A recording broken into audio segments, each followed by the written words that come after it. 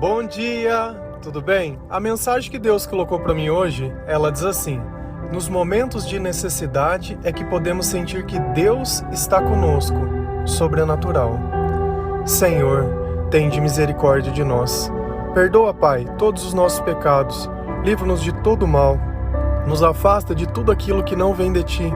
Nós agradecemos, Senhor, por mais esse dia, pela presença, pela palavra, pelo alimento. Aceita, Senhor, essa nossa oração, esse nosso louvor, pois nós Te amamos, bendizemos, adoramos. Somente Tu é o nosso Deus e em Ti confiamos.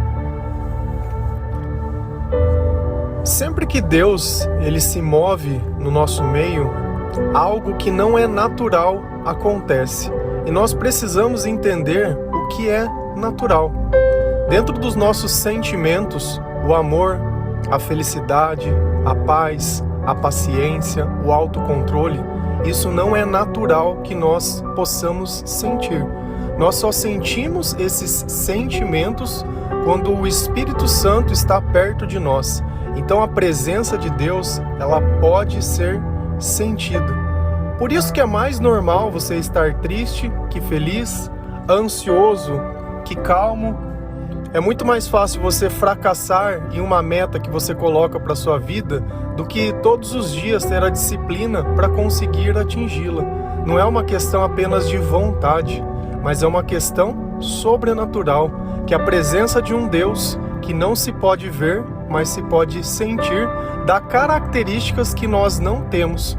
Então, apesar de o meu corpo ser meu, se eu não tenho o controle dele, para mim ele não serve de nada.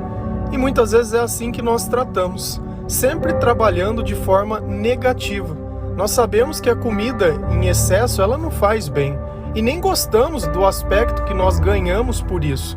Porém, muito pouco nós podemos fazer, porque quando nós menos percebemos, já aconteceu. E assim também é uma pessoa que tem algum vício, quando ele tenta deixar de fazer. A gente só percebe o poder do pecado quando nós tentamos ser melhores. Mas é nos momentos de necessidade, é nos momentos que nós sabemos que não dá mais. É quando as lágrimas elas rolam, é quando a consciência ela grita dentro da nossa cabeça. É quando nós nos cansamos de ser humilhados. Não queremos mais sentir esse sentimento de abandono, de fracasso. É quando a gente nota que nós estamos sujos, que o nosso comportamento ele não é bom. É quando a gente grita por socorro e pede para que Deus ele venha ao nosso auxílio. É quando os nossos inimigos eles estão quase nos vencendo. E aí eu sei que se um inimigo ele existe, é porque ele não gosta de mim, ele quer me destruir. Então, para que um inimigo recue, realmente algo sobrenatural precisa acontecer. Da mesma forma, quando nós tentamos alguma coisa por diversas vezes e não dá certo. Quantas mães não esperam um filho e tentam e não dá certo? Por quê? Porque segundo a medicina não é possível, mas vem o sobrenatural de novo e mostra que a vontade de Deus está acima. Então, ao invés do remédio, tenta tomar uma dose de oração, com um pouco de esperança e um pouco de fé. Quem sabe o seu corpo não ganha essa característica sobrenatural. Se a gente for lá em Salmos 56, versículo 9, o Senhor ele nos ensina a reconhecer que nos momentos de necessidade, quando a gente ora, somente Ele pode fazer algo diferente. Quando eu pedir a tua ajuda, os meus inimigos fugirão. Uma coisa eu sei, Deus está comigo. Pergunta número 1. Como ele sabe que Deus está com ele? Porque ele orou e os inimigos fugiram. Ah, tá. E quando ele não orou, o que aconteceu? Os inimigos estavam em cima dele. Ué, mas que estranho. Dentro da nossa percepção, eu tenho que atacar o inimigo, não pedir para que Deus resolva o meu problema. Então, esse é o mundo e a batalha espiritual que nem sempre nós levamos em conta. Que não é contra a carne nem contra o sangue, que não são contra as pessoas, mas contra os espíritos que cada pessoa abriga. E as brechas que eu deixo abertas na minha vida são os espíritos que eu dou permissão para conduzi-la. Então a vida, apesar de ser minha, eu empresto para o mal ou empresto para Jesus, para que através da minha vida outras pessoas possam fazer. Então, como eu sei que Deus está comigo? Porque os inimigos fogem. Se eu procuro uma pessoa para fazer o mal, não é o bem que está comigo. Só que se alguém cheio do mal vem tentar praticar algo contra alguém que está cheio de Deus, não tem jeito, aí elas vão fugir. Então toda vez que algo que acontece de forma sobrenatural, nos momentos de necessidade, você pode ter essa certeza do salmista: Deus está comigo. Agora vem a pergunta: para você, o que é importante? Receber a bênção ou estar na presença de Deus? Se você pudesse escolher, olha, eu posso te dar tudo o que você quer, só que eu não vou estar com vocês, tá? Você vai ter tudo aquilo que eu te prometi, mas Deus não vai estar conosco. Ou você quer estar comigo, mas você não vai receber nada do que você quer. Quando você ora para estar na presença de Deus, ou para que Deus seja um amuleto que faça aquilo que você quer? Quando você deseja muito algo, você deseja porque você quer estar perto de Deus, ou você deseja para que outras pessoas de repente possam te invejar? Então, é importante a gente entender isso. Na Bíblia tem pessoas que queriam apenas a bênção de Deus, mas tiveram pessoas que queriam a presença de Deus. E se Deus não estivesse com ele, não precisava dar nada do resto, porque nada teria mais sentido. E essa é a pergunta que nós sempre temos que nos fazer. Você está buscando Deus por quê? Para estar na presença ou para que Deus te sirva de amuleto? Talvez essa seja a razão que você pede e parece que Deus não fala com você. Se a gente ir lá na Bíblia, no Velho Testamento, Deus estava cansado do povo, cansado de Moisés, cansado da indisciplina e da forma que eles viviam. Só que Deus tinha feito uma promessa, e Deus falou assim: olha, vamos fazer o seguinte, eu vou dar tudo que vocês estão pedindo, mas eu não vou com vocês. Êxodo 33, versículo 2.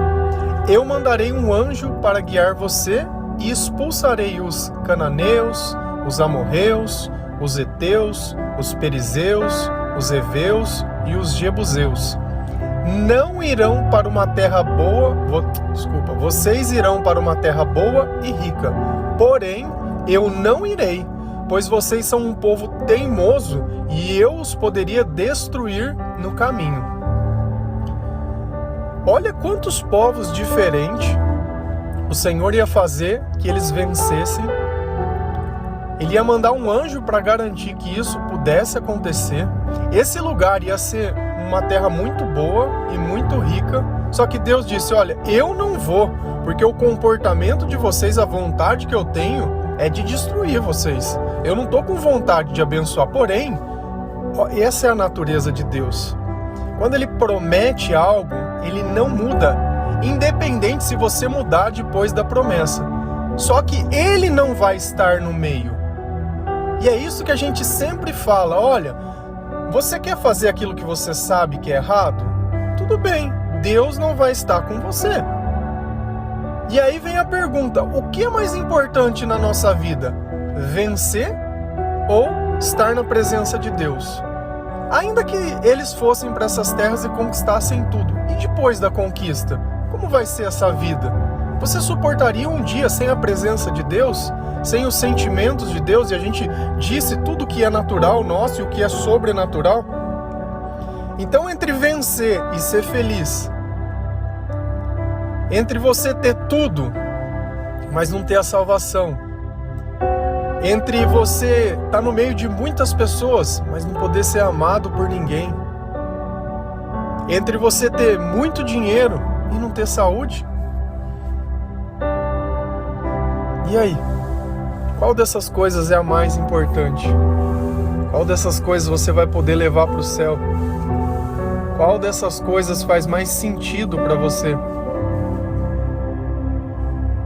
E essa foi a pergunta, aliás, foi a proposta que Deus fez a Moisés. Eu vou te dar tudo o que vocês querem. Tá bom, vocês estão num momento de necessidade, vocês eram escravos, vocês estão vendo o meu poder, viram o sobrenatural, Porque Deus ele ia com uma nuvem de fogo, viu o maná caindo, viu o mar se abrindo, viu peste, viu tudo, viu? O sobrenatural estava no meio. Então eu tenho certeza que eles sabem que Deus estava lá. Ó, tira as tuas sandálias, que essa terra ela é santa. E você? Você ia aceitar? Olha, tá aqui o anjo, pode ir. Ou você ia falar, não, eu não vou. Se o Senhor não for conosco, eu não vou. É a mesma coisa de você querer ir para o céu e não ter Jesus. Eu não aceito. Eu vi uma vez o filme O Nosso Lar. Filme espírita. Bacana. Fala de umbral, de coisa. E assistindo aquele filme, é um filme antigo, só senti falta de uma pessoa naquele céu que eles pregam, né? Tinha ministro, aquela coisa bonita de... né? Não tinha Jesus. Não consigo imaginar um céu sem Jesus. Não consigo. Não consigo imaginar um Deus que não queira estar no meio do povo. Um Deus que cria camadas. Respeito quem acredita. Quem sou eu para tirar a crença de qualquer pessoa? Mas eu acredito em Jesus. E aí Moisés, ouvindo essa proposta, né, pensou um pouco e disse... Então Moisés, está lá em Êxodo 33, versículo 15 e 16. Então Moisés respondeu: se não fores com o teu povo, não nos faça sair desse lugar. Como é que os outros povos poderão saber que estás contente com o teu povo e comigo? Se não fores conosco, a tua presença é que mostrará que somos diferentes dos outros povos da terra. Moisés disse para Deus: olha, se você não for, eu não quero terra boa, eu não quero riqueza, eu não quero nada.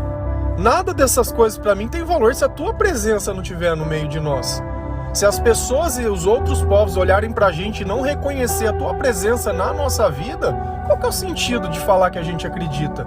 E é isso que a gente prega todos os dias. Todos os dias. Deus precisa ser visto no seu comportamento. Você é a primeira Bíblia que todo mundo lê. A sua vida, as tuas escolhas, as tuas palavras. Se não for para estar na tua presença, não adianta a bênção. Não adianta nada. Por isso que nós nos contentamos, ainda que seja, que na tua percepção muitas vezes seja pouco. Porque a presença de Deus é o bem mais valioso que nós temos. E quando Deus fala, não ajunte tesouros na terra, mas ajunte tesouros no céu. É sobre isso que ele está falando. Olha, dê valor no que tem valor. E nisso ele não está dizendo isso não é bom ou isso não precisa. Não, ele está dizendo existem coisas que valem mais e que vocês podem ter sem ficar se medindo. E Moisés entendeu, ele falou, eu não vou, se você não for, eu não vou. Eu não quero chegar lá só como um povo que ganhou guerra, um povo que é igual a qualquer outro povo, porque você é a diferença que nós temos, e a nossa diferença é o Senhor. Por isso que nós glorificamos, por isso que nós agradecemos, por isso que nós louvamos, por isso que nós ajudamos, por isso que nós temos mais do que precisamos, para poder ajudar, Sem a presença de Deus não tem diferença. É por isso que nós nos convertemos e nós mudamos. É por isso que tudo muda dentro da nossa vida. Pela presença de Deus. O sobrenatural. Olha a sua vida. Olha as tuas escolhas. Olha os teus caminhos. Você se parece com quem? Com o povo? Com o mundo? Com qualquer pessoa? Se você usa no teu vocabulário, mas todo mundo faz, você está condenando a si mesmo. Porque o que a gente faz, é somente Jesus quem pode fazer, o mundo não pode. O mundo não pode receber esse espírito. O mundo não aceita esse amor. O mundo não aceita a liberdade, ele não aceita as escolhas. Como eu disse, você pode crer no que você quiser e ainda assim eu vou continuar te amando. Você tem o direito disso. Só que eu quero ver através da tua vida se o teu testemunho ele pode ser tão rico quanto esse. Deus amou o mundo de tal forma que ele mandou o seu único filho para morrer por nós. E não morreu por pessoas que mereciam. Porque talvez se você tiver um filho e você pudesse doar algum órgão para alguém que você ama, poxa, tá lindo. Cara, tirei algo de mim e dei. Então você morrer por quem você ama é um ponto nobre. Mas e você se sacrificar por quem te odeia? Você aceitaria ainda assim? Tirar algo seu para dar por alguém que te odeia, por seu inimigo? E é assim que Jesus ele veio ao mundo, para demonstrar esse amor. Ele não morreu porque ele era um bandido, não morreu porque ele falava nada de errado, porque ele gerou revolta, não. Porque ele disse, olha, eu sou o Filho de Deus. Ah, então morre. Vocês têm, não sei se às vezes para na cabeça de vocês, alguém falar alguma coisa para você e você falar, você vai morrer porque você disse isso. Tem sentido? Eu pegar uma única pessoa e tomar tal parte, a palavra de uma pessoa. Mas isso foi motivo suficiente. Você sabe por quê? Porque quando a gente quer arrumar rolo, a gente não precisa da verdade. A gente precisa de algo para dizer para que o outro simplesmente justificar a maldade que está dentro de nós. Ah, por que você xingou ele? Por que você bateu nele? Ah, porque ele me falou isso. Ah, então aí é passe livre. Entende? O mal ele só precisou de uma oportunidade para sair de dentro de nós. Ele já estava lá. Quando o mal não está dentro de nós, ainda que o outro nos incentive, ainda que o outro faça. Então o pecado no começo, ele é tentação. Mas depois que eu me converto, eu não sou mais tentado, porque aquilo não faz mais parte da minha vida. No começo, quando eu comecei a me converter, eu tinha mania de sair, de beber, de fazer as coisas. E aquilo, às vezes chegava na sexta-feira, me ficava desesperado. Nossa, não, porque se eu não sair eu vou perder, porque não tem mais vontade. Antes aquilo me tentava, hoje não tenta mais porque eu conheço uma outra vida, um outro caminho. Cara, eu não consigo imaginar se eu me perguntasse lá com 27 anos, olha, você vai começar a acordar de manhã e vai começar a falar de Deus e vai... Ah, fala, você tá louco, mas nunca, não vou. Esse horário que eu acordo é o horário que eu dormia antes. Não que eu acordava, eu ficava acordado a noite inteira, fazendo que nada. Escrevendo poesia, sei lá, só fazendo nada que se aproveita. Olha como o sobrenatural veio na minha vida e ele virou de ponta cabeça. Ele pegou tudo que eu era no passado e inverteu. E eu glorifico ao Senhor por isso. Se você puder entender que todos os dias eu dou um testemunho, todos os dias. Às vezes as pessoas falam, poxa, faz um testemunho, conta a sua conversão. Eu conto todos os dias. Porque o amor ele vem em pedaços e cabe a nós juntá-lo. Você não vai achar o amor inteiro em lugar nenhum, mas é num versículo, é numa palavra, é num comportamento, é num pensamento, é no amor, é no perdoar, é no calar, é no orar, é no conversar, é no suspiro. E assim Deus ele vem pegando cada pedacinho de nós e nos aperfeiçoando. Então, lembra sempre disso. Nós não estamos atrás da bênção, mas nós recebemos a bênção porque Deus é bom. Nós estamos atrás da presença de Deus. O Senhor é o meu pastor, Ele é quem me guia e nada me faltará. E eu confio naquele que me guia. E ainda que eu ande num vale das sombras da morte, nada temerei, pois o Senhor está comigo. A sua vara e o seu cajado me consolam, me protegem. E agora faz mais sentido isso. Nós somos ovelhas. E certamente que se o nosso pastor não estiver conosco, nós vamos ser levados para o matadouro. Vai sempre vir alguém tentar nos destruir. Porque a nossa natureza não é de leão, a nossa natureza não é de guerreiro. A nossa natureza é que nós temos um pastor que nós confiamos. E nesse mundo espiritual ele tem autoridade. Então tudo que acontece aqui é um reflexo de uma luta que nós não podemos ver, mas nós podemos sentir. Quando alguém diz uma palavra dura e você não está cheio de Deus, você sente dentro do coração a tal ponto que você fica magoado com a pessoa. Mas se você está cheio de Deus, você ouve e perdoa. Perdoa, Pai, pois eles não sabem o que falam. E Jesus ele deixou tudo dito. Cabe a nós a sabedoria para juntar cada coisa. Eu não dou poder nem autoridade a ninguém. A minha autoridade vem do Senhor.